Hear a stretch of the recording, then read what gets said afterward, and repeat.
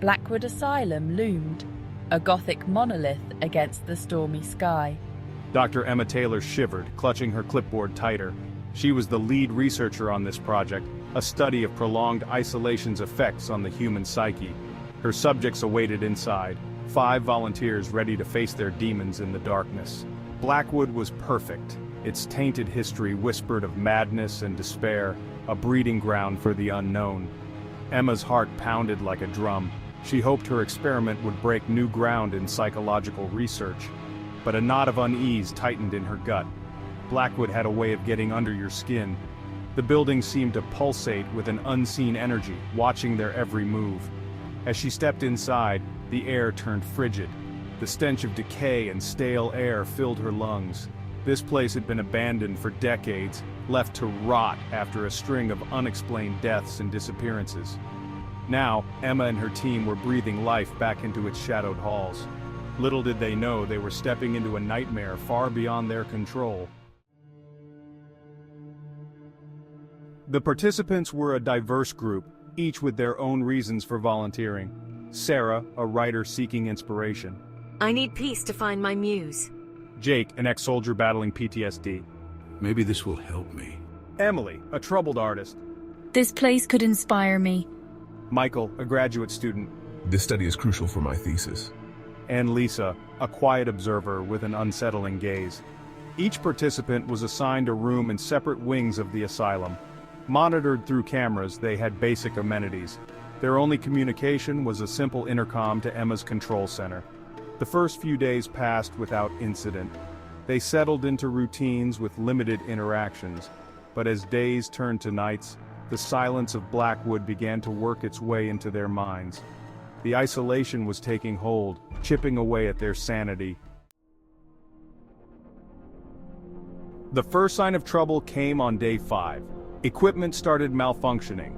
Cameras went offline, their feeds replaced by static and distorted images.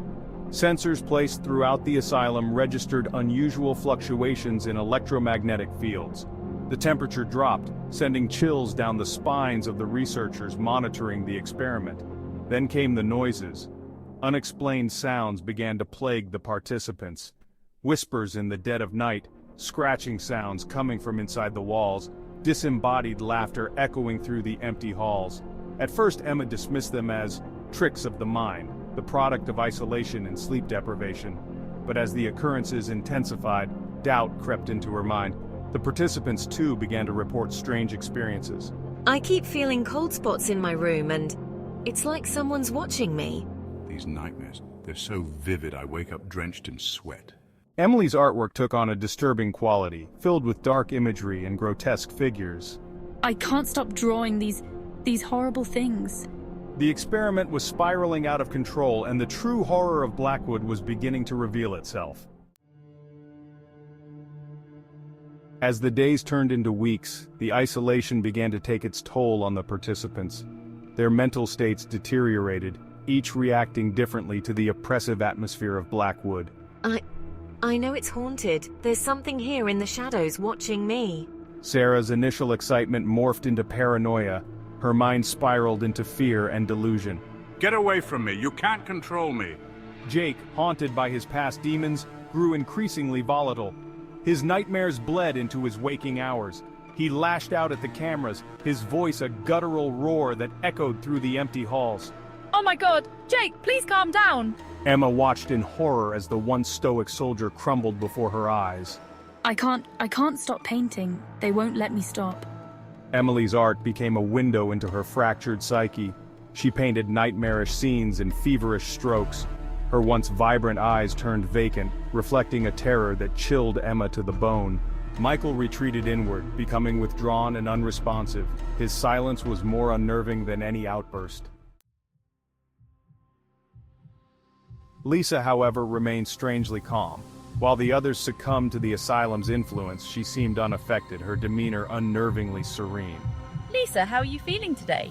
She spoke little during her check-ins with Emma, her voice a soft murmur that sent shivers down the researcher's spine. Her dark eyes seemed to hold a strange knowledge, as if she knew something that the others didn't. Lisa, can you hear me? They're here. The shadows, they're watching us. One evening, during a routine check-in, Lisa's voice came over the intercom, sending a chill down Emma's spine. "They're here," she whispered, her voice barely audible above the static. "The shadows. They're watching us." Before Emma could respond, the line went dead. She tried to contact Lisa again, but there was no answer.